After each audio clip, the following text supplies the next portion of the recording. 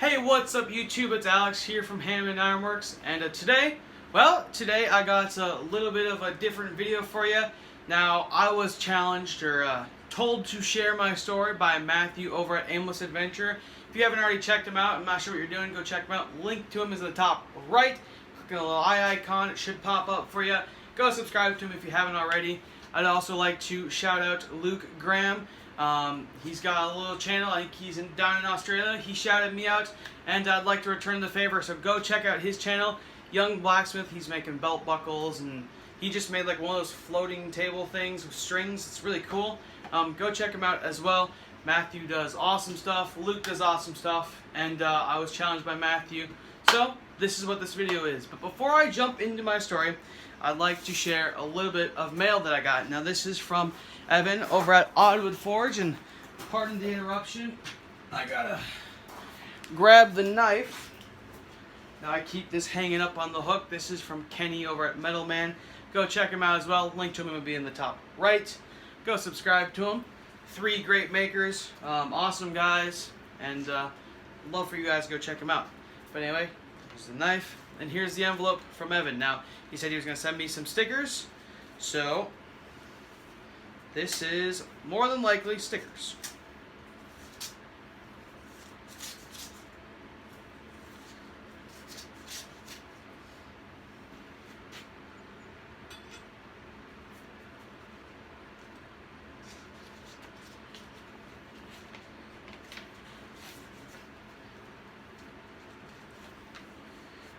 Right on. So here is the stickers. I'll read this real quick.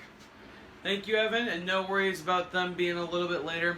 Perfectly all right. You got stuff to do, and I completely understand. But here are the stickers. They're going up on the board. And let me go grab the board. Now, it's not attached yet. The holes are drilled, and there's one S-hook in there, but I'm going to make 2 smaller S-hooks this coming week. Actually, kind of a weekend, if you will. I'm going down to Randy's shop on Wednesday and coming back on Sunday, so that'll be a ton of fun. But anyway, put one of these stickers up on the board.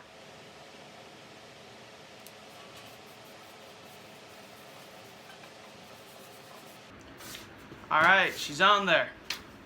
I also did receive a package from Yamez a couple days ago, and I gave him a call, let him know I got it, but give you a little sneak peek.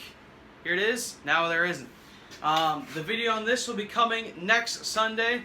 It's been super hot, and I've been working pretty much non-stop for the past 2 weeks, so I haven't had a chance to do any blacksmithing. So sorry about that, Yamez. Hasn't been tested yet, but I assure you, by next Sunday, it'll have been tested.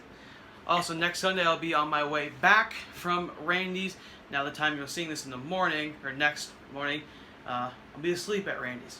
So, yeah, we'll be going down to Randy's, and that's going to be a ton of fun. I'm not sure who all is going to be there. I think it's basically just me, Randy, Greg, and Charles. So, that's going to be fun. But anyway, my story.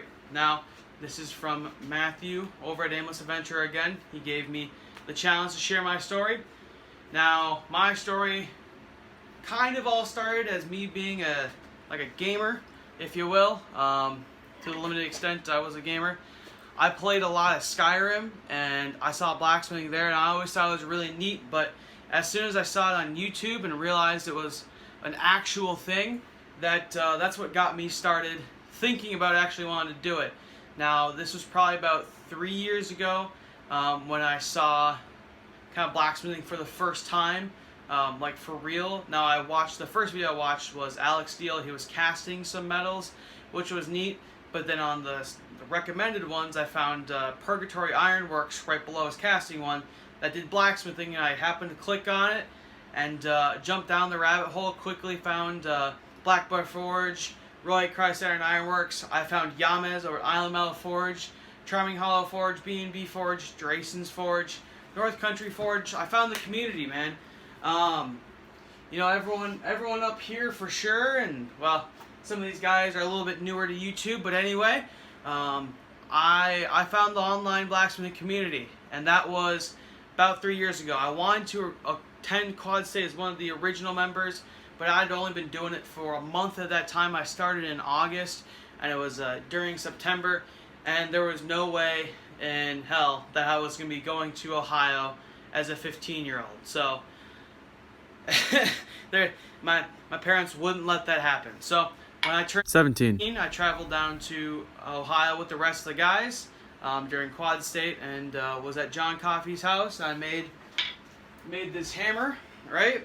And that's kind of how my YouTube started. Yamez over at IML Forge basically challenged me. He's like, hey, make a video. I want you to make just an S-hook video. And he's got a whole playlist of those on his YouTube channel, so go check that out if you haven't already. But there's a whole bunch of guys in there, and he's a huge pillar of the community, and he's the reason I started doing YouTube. Otherwise, you guys might have seen me in the chats as F1ERY or Fiery. That was my gamer tag. It still is when I get the chance to play video games, but I don't get the chance to play video games all that often. But some of you guys may remember that name, but I was floating around, for probably 3 years, just watching in the shadows. And then August, I decided, you know what, I'm going to do it. So I dug out all the grass underneath me. Now, my original floor was like 10 by 6 of foot by foot just panels that I put down, ripped up the grass, popped them down, and that way I had like a fireproof area because they're concrete. I built my little Weber forge that is no longer being used. Just because this induction hood's 4 inches and I need something way bigger than 4 inches. But anyway, I built that. I had my railroad track anvil, and away I went. And by the time you saw my first video, which was in October sometime, I had built this top. Now I took pictures, and I think I made a video of that a while ago, but I built the top of my shop. I had my anvil, had my little Weber forge. I had just crappy little hammers. I think I had one, or I still have it, it's floating around here somewhere. I destroyed the handle on it up at JT's, or down at JT's as it may be. 2.5 pound S-wing, and I had a 3 pound, came from Menards. That's the hammers I had and what I was using. I was using pairs of pliers that I actually still use to this day as twisting, as scrolling tongs. Now I don't use scrolling tongs too often, but when I do, they're what I have. JT sent me home with a pair of scrolling tongs that were starting. He's like, you've got to finish these, and I haven't done any blacksmithing since. So, been real busy building a deck. That I spent almost all of the free time I had for 3 weeks on that.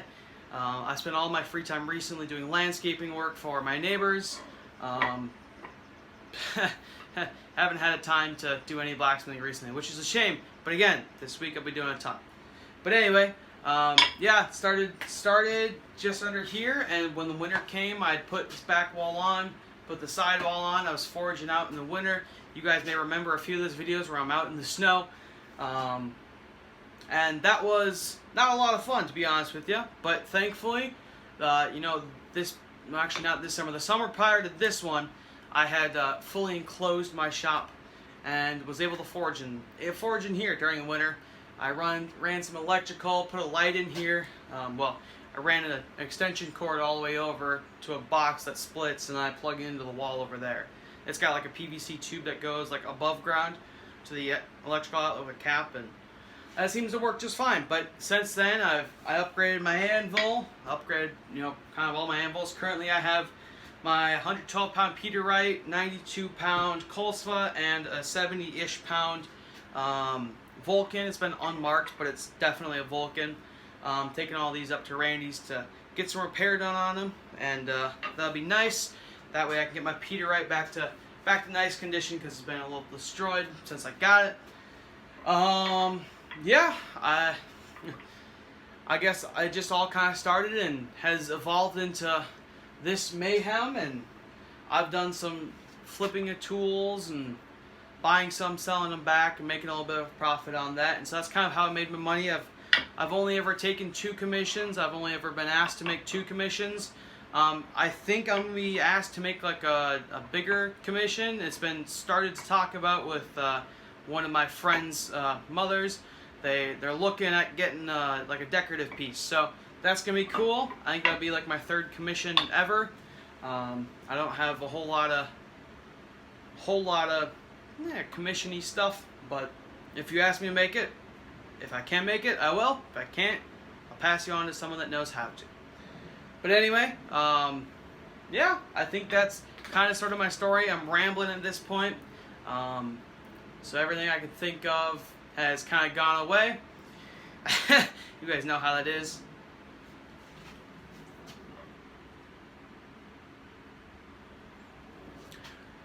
Oh, and at some point there, I received a pretty nice care package from George Becker. He sent me this awesome 3.5 pound rounding hammer, which is really cool.